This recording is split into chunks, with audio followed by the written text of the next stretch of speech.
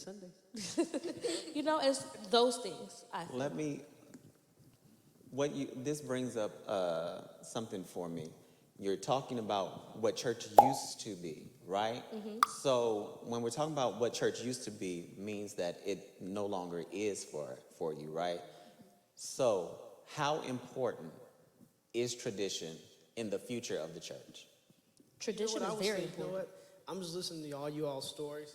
And for once, I'm gonna be quiet, shut up. But I'm about to say something that's probably gonna put my foot in my mouth. I'm noticing how everybody basically said that when I started coming on my own, I felt a connection. I felt love. I felt this. I felt that. And I think right now in society, we confuse religion with a relationship. And what I mean by that, when you ask your friends to come to church, first thing that comes to their mind is a religion. What religion are you? You know, what religion are you? Are you Baptist? Are you Buddhist? Are you, whatever? Versus a relationship. I'm noticing, like, I'm not about to preach or nothing, but most of Jesus' disciples, they weren't church.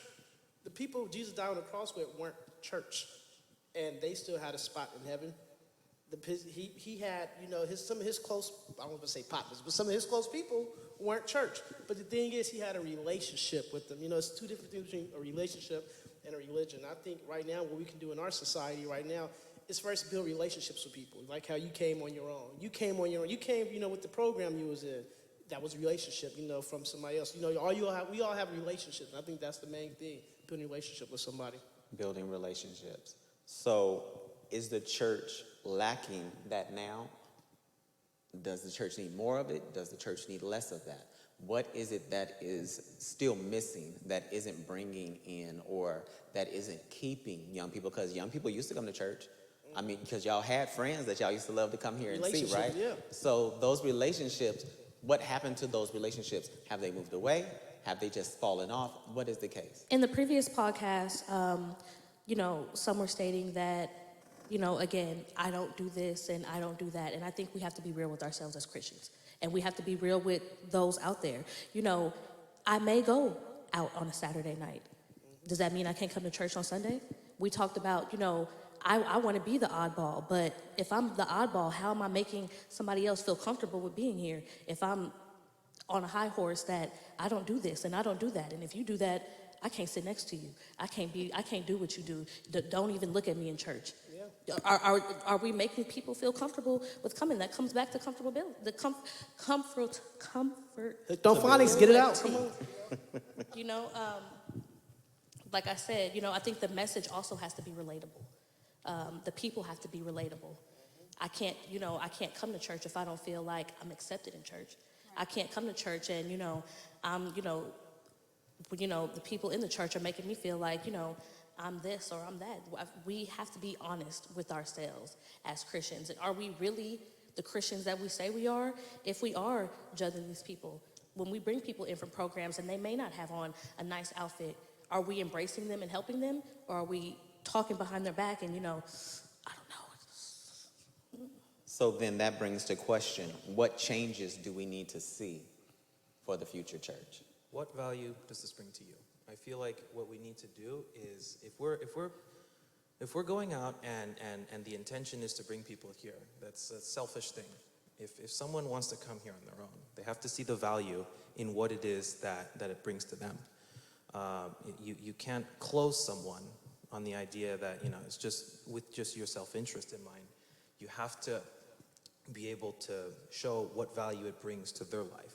And I feel if we share more about what God means to us, with the benefits that it brings to our life, and reach people and be there and have a helping hand in their times of need, and if you build value and actually show what it is that this can do for their life, I feel like that would be a better approach at things in terms of actually providing this as some sort of benefit or service to them. So what I'm hearing is transparency and tangibility. That you need to be relatable. Yeah. And people need to feel like they have a relationship with you, or that they can be on your level. I don't necessarily think it's being on my level. I think it's what's in it for me at the end of the day, because unfortunately we're all selfish people. But what benefit will it bring to their life? What benefit will it bring to their soul? What's going to make me get up, Exactly. instead of, watching TV, or I think that also we have to, like I said earlier, we always say the doors of the church are always open. Are we reaching out to the people outside of the door? Are we outside of the door, showing, our real selves? And with that, I mean, how many people in the church cook, dance, do hair, this and that? Are we supporting our members the same way that we're asking them to support the church? Are we using that, are we using that platform? Are we, social media is a big thing, and I know social media is really conflicting. But when I get on Instagram, I'm not necessarily scrolling and seeing church.